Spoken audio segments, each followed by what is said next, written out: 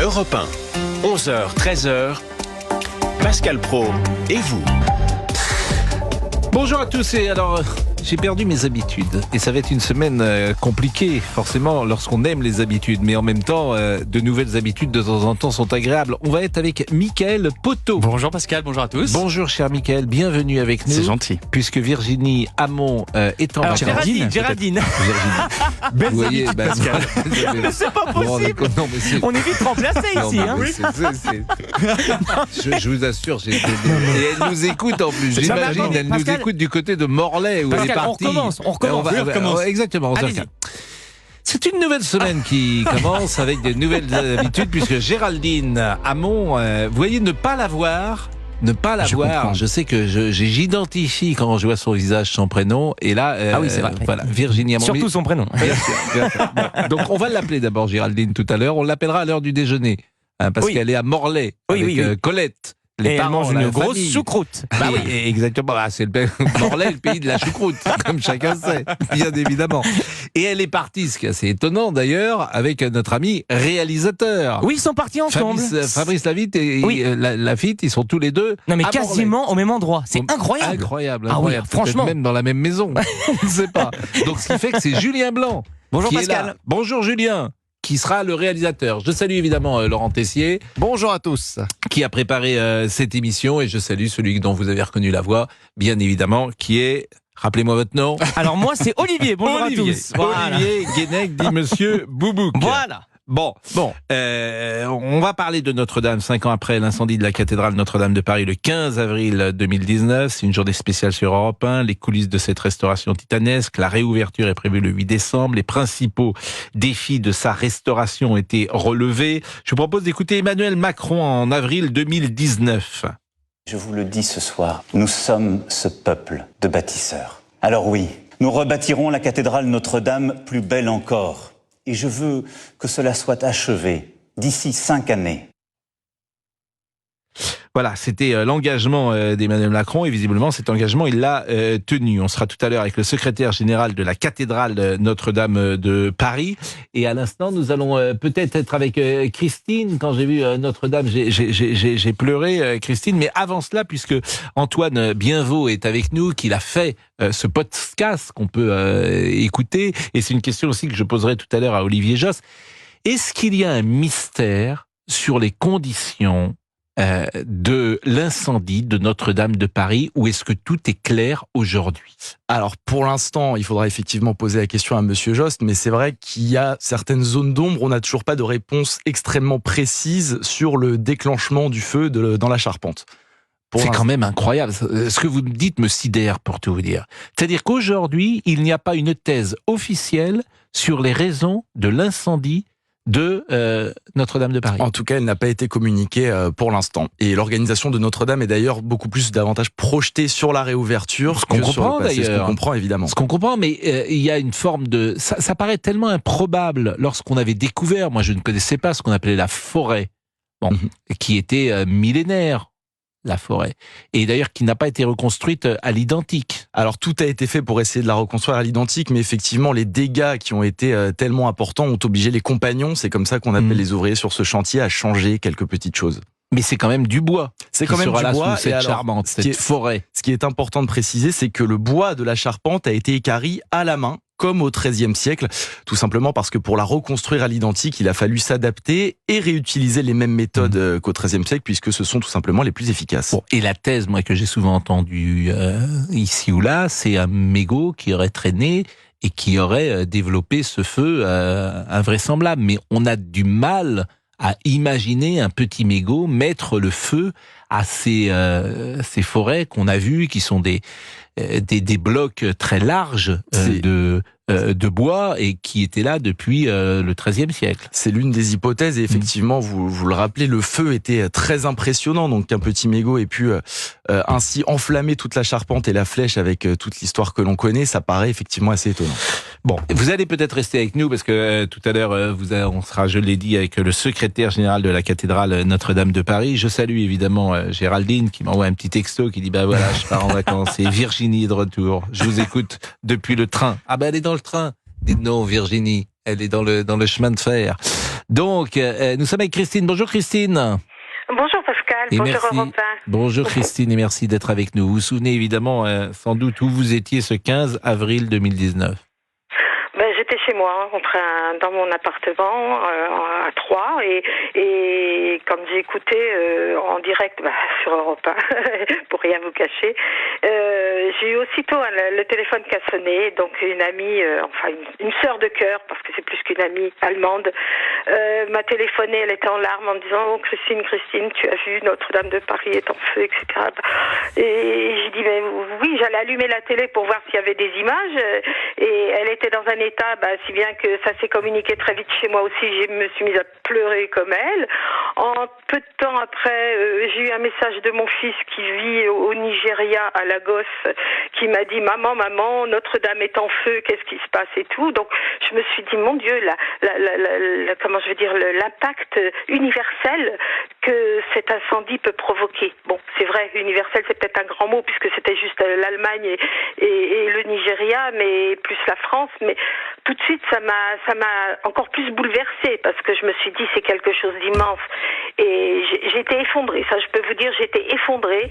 Et après, je me suis mise dans une colère noire, parce que comme votre interlocuteur juste avant moi, l'histoire du petit mégot qui embrasse des poutres de chêne de plusieurs siècles, un bois très tassé, j'ai dit non mais il faut pas nous prendre pour des nuls, quoi. Moi je refuse toujours de tomber dans des analyses complotistes et souvent je les dénonce, je n'aime pas ça. Vraiment, je n'aime pas ça. Ouais. Mais c'est pour ça que je pose des questions, mais c'est vrai que je suis étonné que on n'ait pas davantage d'informations sur le déclenchement de cet incendie. J'ai entendu parler aussi de peut-être un court-circuit parce qu'il y avait des travaux, etc. Mais parce qu'on nous avait dit à l'époque, souvenez-vous, des centaines d'enquêteurs seront mobilisés. On saura rapidement ce qui s'est passé. Je ne sais même pas, par exemple, si la piste criminelle est écartée ou non officiellement. Elle n'a pas été, en tout cas, évoquée par l'organisation de Notre-Dame une seule fois depuis 5 ans. Elle a très vite été écartée après l'incendie, en tout cas. Et c'est Antoine Bienvaux qui réagissait. Bon, Christine, est-ce que vous étiez déjà entrée dans Notre-Dame ?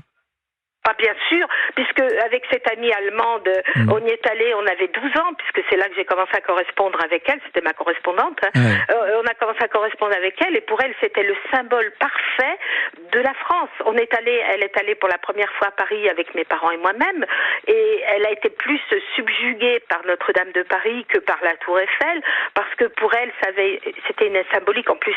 Tout comme moi, elle est catholique, et pour elle, c'était très important. En plus, elle avait commencé à étudier Notre-Dame de Paris de Victor Hugo, je pense en version allemande, puisqu'elle parlait pas encore français, et ça remet beaucoup de choses chez elle.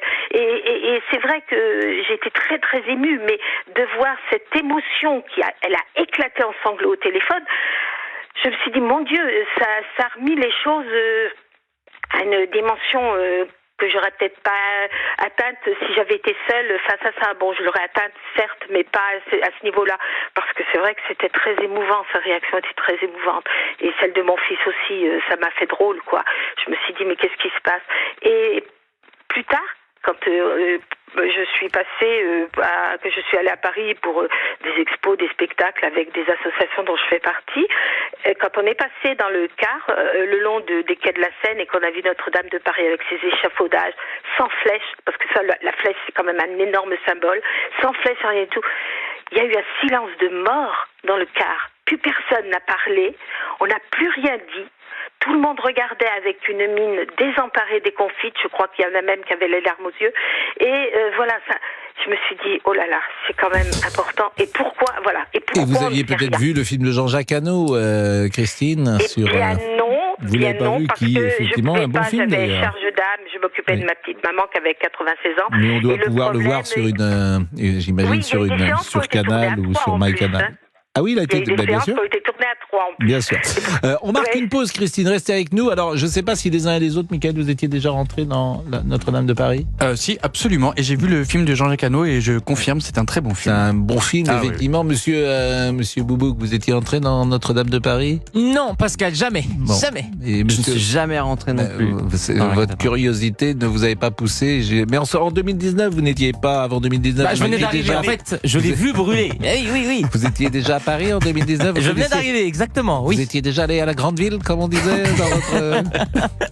Non, j'étais venu rapidement, une fois, comme ça, j'avais passé une tête, quoi. Mais non, Vous aviez j'étais pas passé resté une tête. longtemps. Voilà, Vous avez oui. passé une tête dans Paris. Et monsieur Laurent Tessier, est-ce que vous étiez rentré dans Notre-Dame? Une seule fois, en arrivant à Paris en 2007. Ben voilà, généralement c'est ce qu'on fait. Ah et puis quand on a des enfants, on se balade et on visite, bien sûr. Et puis on peut aller aux offices religieux également. Julien, vous étiez entré, Julien Blanc qui réalise aujourd'hui. Ah non, jamais. Bon, bah écoutez, Je suis à Paris depuis un sacré bout de temps en plus. Bon, ça va être intéressant de voir ce nouveau ou cette nouvelle cathédrale Notre-Dame de Paris qui a été, alors ce sont des matériaux neufs par définition et nouveaux et d'aujourd'hui, donc l'atmosphère sera sans doute différente, la lumière sera différente. Le paradoxe c'est que ce sera peut-être mieux qu'avant. Elle est beaucoup plus lumineuse, en tout cas, Bah c'est oui. ce que je peux vous dire. C'est très frappant. Quand on rentre, j'avais le souvenir d'une cathédrale assez sombre. Ça, Là, elle il y a l'était, beaucoup de lumière. Les vitraux sont posés Les ou vitraux ont été nettoyés, ils laissent Ouais. passer la lumière du jour et les pierres ont été blondies. C'est ça aussi qui donne cet aspect beaucoup plus lumineux dans la cathédrale. Bon, et ça sera le 8 décembre. C'est prévu, la l'inauguration. réouverture le 8 Qu'est-ce qu'il y a quelque chose de prévu de très précis? Une grande messe pour l'instant. On sait que le pape avait potentiellement été invité. On ne sait toujours pas s'il pourra venir. Ah, ça serait bien que le pape... C'était une idée. Ah tout oui, cas. tout à fait. Il est 11h15, nous marquons une pause. Je salue une nouvelle fois donc Géraldine qui nous écoute dans son Comment, TGV. comment s'appelle-t-elle? Géraldine, arrêtez. Vous avez pris la confiance. Je hein. rigole, ça va. Vous étiez à Beauval, paraît-il, ce week-end. Oui, c'est ça, mais on doit faire la pub. À Pascal. tout de suite, hein. À tout de Vous suite. écoutez Pascal Pro et vous, 11h, 13h sur Europe 1 et on revient dans un instant en direct. Europe 1. Pascal Pro et vous. Moment évidemment de l'année 2024, la réouverture de Notre-Dame de Paris qui est l'un des symboles les plus importants de France et de l'église de Rome. Olivier Josse est avec nous, secrétaire général de la cathédrale Notre-Dame de Paris. Bonjour monsieur Josse. Oui, bonjour à vous. Bonjour à tous. Depuis combien de temps vous êtes au chevet de cette cathédrale? Alors, ce qui importe, c'est pas le temps que depuis combien de temps je suis au chevet, c'est depuis combien de temps toutes les équipes qui sont présentes au chevet de la cathédrale. Moi, je suis là depuis simplement une grande année. Et donc vous avez accompagné tous les travaux, bien sûr. Vous êtes en permanence chaque jour dans cette église Notre-Dame. Et aujourd'hui, on va entrer dans la dernière ligne droite. Oui, on entre dans la dernière ligne droite. Si vous voulez, vous avez à la fois l'établissement public qui a été créé pour assurer la restauration de la cathédrale d'un côté, et de l'autre côté, le diocèse de Paris et donc les équipes de la cathédrale Notre-Dame de Paris qui travaillent à un immense chantier, comme un chantier dans le chantier actuellement, c'est-à-dire un chantier qui rassemble des sujets aussi variés et aussi importants que la lumière, le son, c'est quelque chose d'extrêmement important pour vous, la captation audiovisuelle, le mobilier liturgique, les assises, la signalétique, une nouvelle scénographie pour le trésor de la cathédrale, un mobilier intérieur renouvelé. Enfin, une foule de dossiers qui sont en cours de préparation actuellement. En ce moment même, il y a 500 personnes qui sont en train de travailler, qui sont généralement des compagnons, des artisans d'art, des encadrants qui travaillent sur le chantier. Oui, des artisans, des charpentiers, des tailleurs de pierre qui travaillent actuellement sur le chantier et qui veillent à sa parfaite restauration. Si vous voulez, c'est assez émouvant de voir finalement que cette cathédrale bâtie il y a 850 ans, bâtie pour rendre gloire à Dieu et accueillir des fidèles chrétiens, célébrer le culte à l'intérieur de la cathédrale, a été bâtie par des compagnons et que de la même façon aujourd'hui, tous ces compagnons se sont réunis à nouveau. Et d'ailleurs, quand on les interroge, c'est formidable de les entendre parler du travail qu'ils font. Quand on les interroge, ils vous disent qu'ils ont réappris le métier de bâtisseur de cathédrale. C'est extraordinaire de les entendre raconter cette aventure qui est comme le chantier du siècle. Et puis le symbole de la flèche, cette flèche, vous pouvez la voir tous les jours. Elle avait été conçue par l'architecte Viollet-le-Duc. Il y avait eu un petit débat d'ailleurs. Est-ce qu'il faut la reconstruire ou pas à l'identique? Elle s'était effondrée avec une partie de la toiture. Elle est donc réapparue aux yeux de tous en février. Et cette flèche, c'est la même, construite à l'identique de celle de Viollet-le-Duc. Oui, je pense qu'il ne faut pas toucher au symbole que représente cette flèche. Et on a bien vu lors de cet incendie de 2019 les réactions immédiates et dans le monde entier, l'émotion mondiale qu'a été cet incendie de 2019 et qui nous a bien fait nous rendre compte que nous étions face pas seulement à la cathédrale de Paris, pas seulement à cette cathédrale qui est un monument national pour la France, mais comme le dit d'ailleurs très très bien Adrien Goetz dans un très joli texte, face à Notre-Dame de l'humanité, face à un monument qui parlait à l'humanité. Évidemment, il y a des questions qu'on se pose et je la posais tout à l'heure à Antoine Bienvaux qui est avec nous. Je suis étonné que 5 ans plus tard, on n'ait pas une thèse officielle sur les conditions de cet incendie. Comment s'est-il déclaré? Est-ce que là-dessus, on avait imaginé des centaines d'enquêteurs à l'époque, on saurait rapidement ce qui s'est passé, et j'ai l'impression qu'on ne sait pas précisément ce qui s'est passé ce 15 avril 2019. Est-ce que c'est votre sentiment également? Non, vous savez, il y a une enquête en cours. Et ça fait 5 ans quand même. Pardon? Ça fait 5 ans que l'enquête est en cours. Oui, c'est dans un chantier pareil avec une telle manifestation, ces flammes qui ont ravagé la charpente. Évidemment, je pense que les indices sont difficiles à trouver et donc cette enquête doit se poursuivre. Voilà. Que reste-t-il à construire et à finir dans cette cathédrale avant le 8 décembre?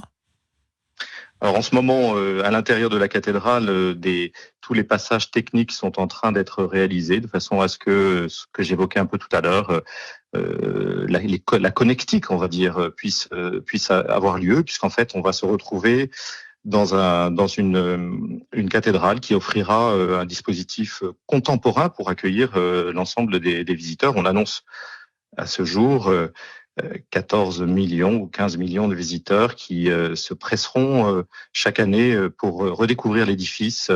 Et donc, il faut que tout le dispositif à l'intérieur soit prêt. Aujourd'hui, donc, le câblage est en cours de réalisation.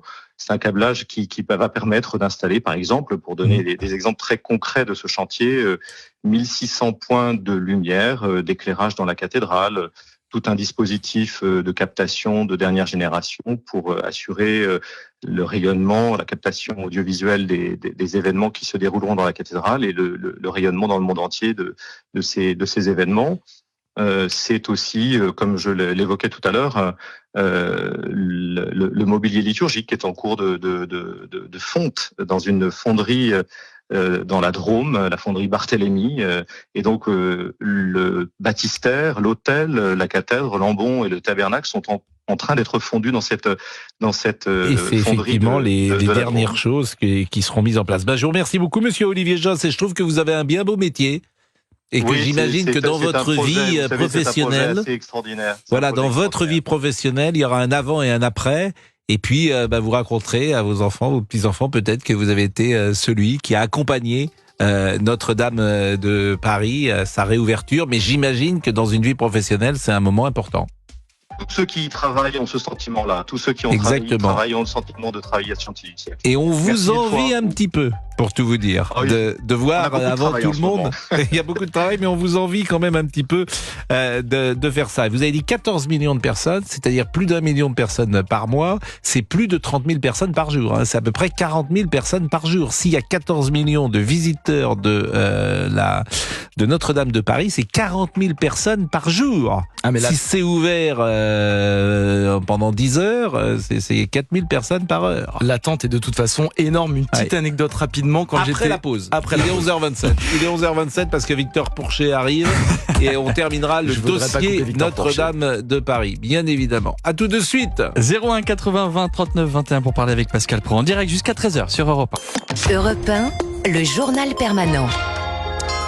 Il est 11h31, Victor Porcher. Qu'Israël contribue à la désescalade avec l'Iran. C'est l'appel du chancelier allemand Olaf Scholz ce matin. Londres aussi demande à Tel Aviv de ne pas répliquer aux centaines de missiles tirés vers l'État hébreu ce week-end.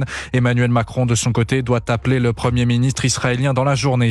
Le chef de l'État et ses annonces à presque 100 jours des Jeux Olympiques de Paris. Oui, des plans de repli sont en préparation pour la cérémonie d'ouverture. Rapatriés au Trocadéro ou au Stade de France plutôt que le long de la Seine. En cas de menaces terroristes, il confirme aussi être favorable à ce qu'Aya Nakamura chante lors de l'événement, dénonçant, je cite, les réactions vraiment racistes que cette rumeur avait suscité.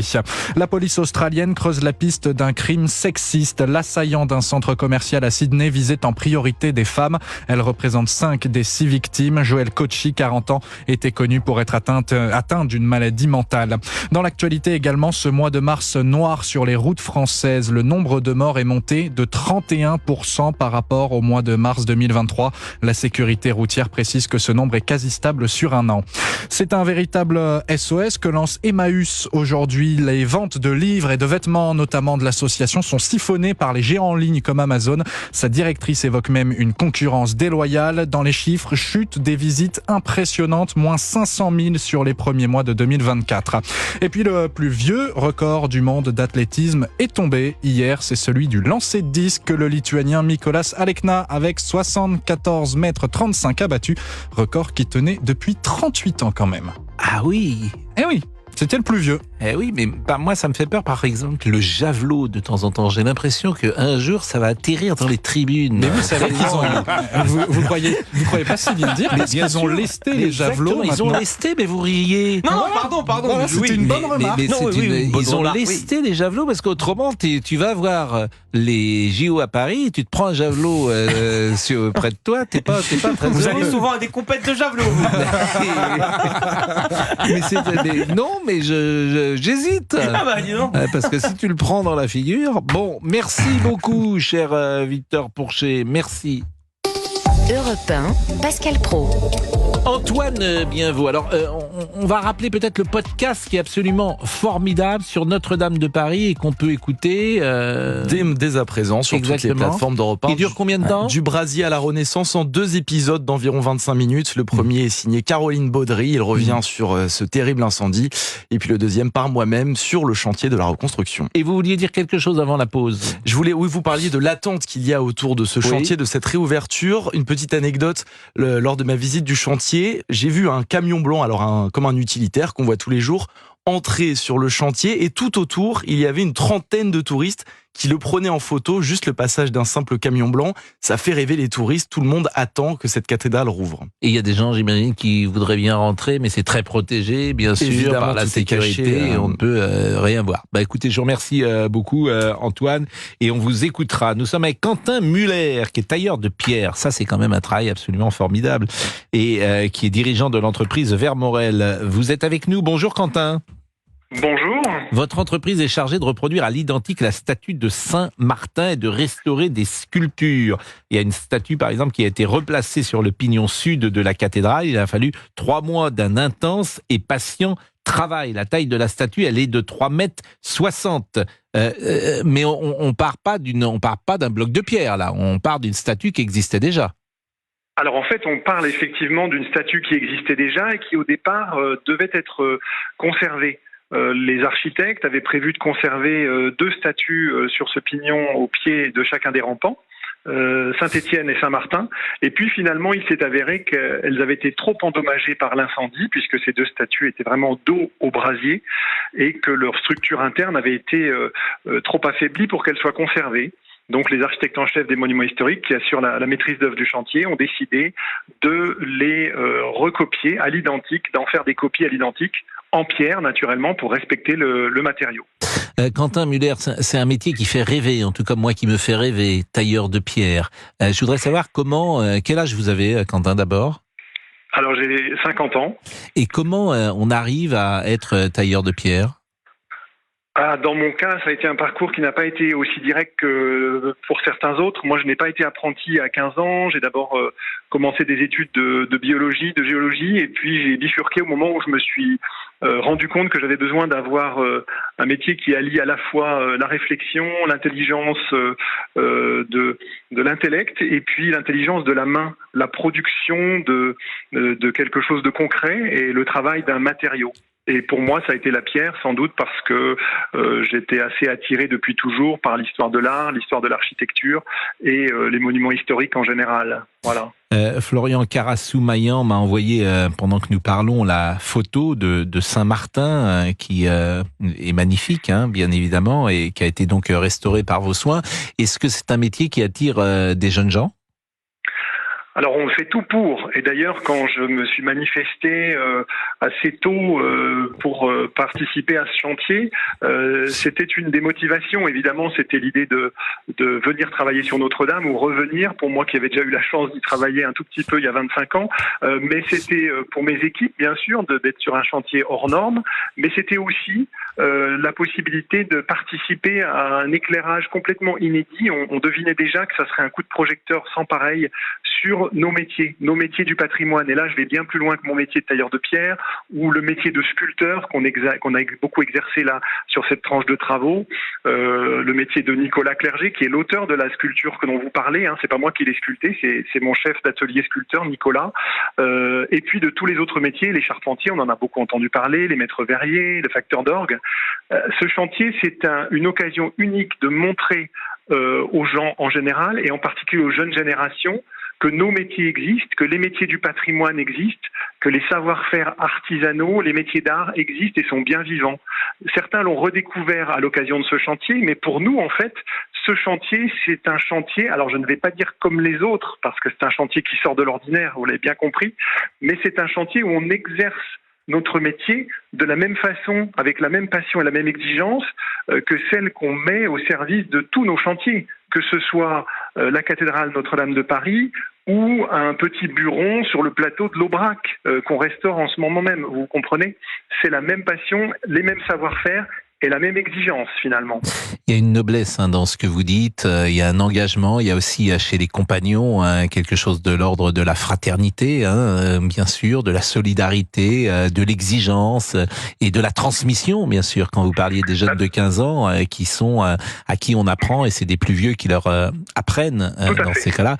Donc il y a quelque chose, je connais de loin, bien sûr, cet univers, mais il y a quelque chose de traditionnel qui a passé les siècles, d'ailleurs, les siècles, on peut le dire, et qui fait toute la noblesse de ces organisations.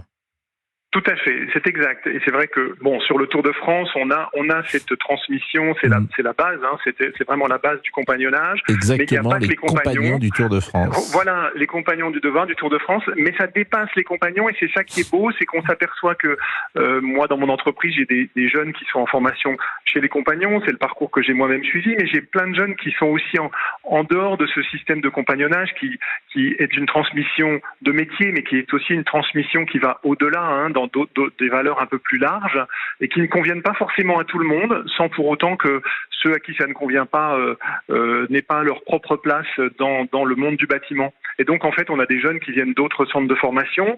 On voit aussi sur des chantiers comme celui de Notre-Dame, des jeunes et des moins jeunes dans tous les métiers qui viennent de différents horizons et qui enrichissent en fait le chantier des échanges qu'ils ont entre eux. Comme les bâtiments finalement sont riches, ces bâtiments ce ne sont pas que des pierres. Le patrimoine bâti, c'est aussi et avant tout un patrimoine vivant. Vous savez, nous on est entreprise du patrimoine vivant. Vous connaissez le label d'État qui remarque les entreprises où justement ce savoir-faire et cette transmission elle est vivante.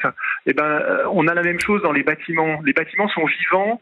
Ils sont riches de ceux qui les ont construits, qui les ont conçus, de ceux qui les ont habités, qui ont vécu dedans ou les ont utilisés. Notre-Dame, c'est particulièrement flagrant. De ceux qui viendront après nous aussi. finalement, on est sur des bâtiments qui nous dépassent largement, que ça soit dans les dimensions. On est un peu perdu dans Notre-Dame d'un point de vue purement géométrique, hein, c'est immense. On est aussi dépassé par les dimensions du temps. C'est un bâtiment qui a 800 ans et on espère qu'il durera encore au-delà de nous-mêmes aussi. Voilà, vous êtes passionnant et enthousiaste et je le comprends. Simplement, le temps, hélas, est un peu limité. Je suis obligé, c'est pas agréable pour vous de vous couper. Mais avant de nous quitter, je voudrais qu'on écoute Olivier Latry, parce qu'il est organiste de la cathédrale Notre-Dame de Paris depuis 39 ans. Et il est interrogé pour Europe 1 par Laurent Tessier. L'instrument a été miraculeusement sauvé. Il n'y a rien eu. En fait, l'instrument aurait pu brûler. Il aurait pu fondre. C'est-à-dire qu'en fait, les tuyaux sont en métal. Donc, au bout d'une certaine chaleur, évidemment, le métal fond sur lui-même et l'orgue aurait été inutilisable. Il aurait pu être submergé par l'eau des pompiers. Et rien de cela s'est produit. L'orgue est resté tout à fait intact. Il était simplement, évidemment, envahi par la poussière. Mais bon, ça c'était normal, j'allais dire, compte tenu des circonstances. Et il a fallu simplement le dépoussiérer. Alors pour ça, il a fallu quand même le démonter, le remonter. Et là, il est actuellement à ce qu'on appelle en cours de réharmonie, c'est-à-dire qu'on va faire parler tous les tuyaux les uns après les autres. Il y a 8000 tuyaux à faire parler. Ça va durer 6 mois. 8000 tuyaux pour l'orgue. Je ne sais pas si vous avez déjà joué de l'orgue, monsieur Olivier Guénec. Non, pas encore. Vous, oui? Mais bien sûr, dans les églises. C'est vrai? Très souvent, bien sûr. Olivier Latry, qui est organiste donc de la cathédrale Notre-Dame. Je vous propose de l'écouter une deuxième fois, et toujours au micro de Laurent Tessier. L'emplacement de l'orgue, c'est là où on voit la cathédrale sous le plus bel aspect. Parce qu'en fait, l'orgue est situé à 15 mètres de hauteur sur le portail occidental, derrière la rose de la façade, si vous voulez. Et on a cette vue en hauteur de la cathédrale, mais totale, quoi. Imaginez quand vous rentrez dans la cathédrale par le portail central, vous avez cette vue-là, mais à 15 mètres de hauteur. Ce qui fait que vous avez vous surplombez tout, c'est juste extraordinaire. Et l'orgue, paraît-il, jouerait dans les premiers jours, et notamment le lundi, la fameuse chanson de Jessie Garonne, C'est lundi. C'était préparé, ça? C'est inventé au moment. Mais non, c'est pas écrit, ça. Rien n'est écrit. Non. Ah oui, non, d'accord. C'est pas vous, Jeff Panaclock? Non. Mais vous imaginez si à la cathédrale de Notre-Dame de Paris, vous connaissez vous nous écoutez, monsieur Poteau? Absolument, oui, bien sûr. Mais il n'a pas le choix. Oui, il n'a pas le choix. Il peut faire autre chose. Là, il n'allait pas vous dire non, hein. Non, mais vous nous écoutez pas aujourd'hui, il nous écoute bien sûr. Bien mais sûr. d'habitude, c'est ça la question. D'accord, oui. Là, évidemment, il est dans le studio. Évidemment qu'il nous écoute, il n'est pas sourd. Oui, excusez-moi. Oui. Alors, chaque lundi, nous passons la chanson de Jessie Garonne. C'est lundi. Et alors, là, je sais que Géraldine Amont, qui est dans le train, vient de se lever, là, parce que c'est un peu pavlovien, elle entend, c'est lundi, hop, elle dit, elle danse comme ça? Elle danse comme ça. Ah d'accord. Ah oui. Bon, dernière chose, moi, alors Quentin Muller, évidemment qu'on adore ces métiers, parce qu'il y a quelque chose de prestigieux dans la vie, au-delà de la somme ou du salaire qu'on reçoit. Il y a quelque chose qui est important, évidemment, c'est d'être fier du travail qu'on fait, de donner un sens à tout ça. Et lorsque vous dites « je suis tailleur de pierre », forcément, il y a une sorte de valorisation personnelle, et c'est important d'être valorisé personnellement lorsqu'on fait un métier, d'être fier de ce qu'on fait. Et ce métier, simplement, je pense peut-être aux parents qui nous écoutent, et puis peut-être même y a-t-il des jeunes adolescents, quelles sont les qualités pour faire un bon tailleur de pierre, Quentin Muller? Il faut être réfléchi, avoir quand même une certaine dextérité, une certaine capacité à se servir de ses mains, évidemment, même si les gestes s'apprennent. Et il faut avoir un petit peu de sang-froid, être prêt à faire fonctionner autant sa tête que ses mains. Et c'est dur quand même physiquement, j'imagine, parce que vous taillez un bloc de pierre parfois qui est un carré ou un rectangle. Vous partez de rien. C'est vrai. Donc il faut de la qualité artistique, j'imagine. Faut de la patience, parce que pour, par exemple, une statue comme celle de 3,60 m, la statue de Saint-Martin, si on part d'un bloc en l'occurrence de 4 mètres sur 1 mètre ou 2 mètres, combien de temps ces tailleurs-là, il y a 5 siècles ou 6 siècles, en combien de temps ont-ils fait cette statue? Ah, c'est intéressant. Alors, je ne vous ai pas corrigé tout à l'heure, c'est 2,60 m et pas 3,60 m, mais c'est déjà énorme. Il est probable, effectivement, qu'ils ont mis beaucoup plus de temps que nous. Pourquoi? Parce que nous, maintenant, on a l'énergie électrique et l'énergie pneumatique pour nous aider et nous soulager. Mais c'est vrai que quand on ne taille qu'à la main, on peut mettre, selon les matériaux, entre 2 fois et 3 fois le temps qu'on met quand on a l'énergie électrique et l'énergie Et là, pneumatique. par exemple, pour cette statue de 2,60 m, à votre avis, vous avez mis combien de temps pour... D'abord, il n'y a toujours qu'un seul tailleur ou on peut être plusieurs sur une statue ? La plupart du temps, on n'a qu'un seul tailleur. En tout cas, nous, dans notre atelier, c'est vraiment notre philosophie. Après, on peut avoir des démarches un petit peu différentes où on fait travailler les gens les uns derrière les autres. On va mettre combien de temps ? Mais si on travaille à la main, on va mettre 2 fois le temps. C'est-à-dire que nous, on a travaillé presque 3 mois. Eh bien là, il aurait fallu peut-être 6 mois si on part d'un bloc évidemment à vide. Bon, je vous remercie grandement, Monsieur Muller, vraiment, tailleur de pierre, dirigeant de l'entreprise Vermorel, cette entreprise qui est chargée de reproduire à l'identique la statue de Saint-Martin et restaurer des sculptures. Merci grandement, c'était passionnant de vous écouter. Il est 11h46, Monsieur Poteau. Oui. Vous attendez les réactions aussi des auditeurs en appelant ce numéro non surtaxé 01 80 20 39 21 et Pascal Praud revient en direct dans un instant.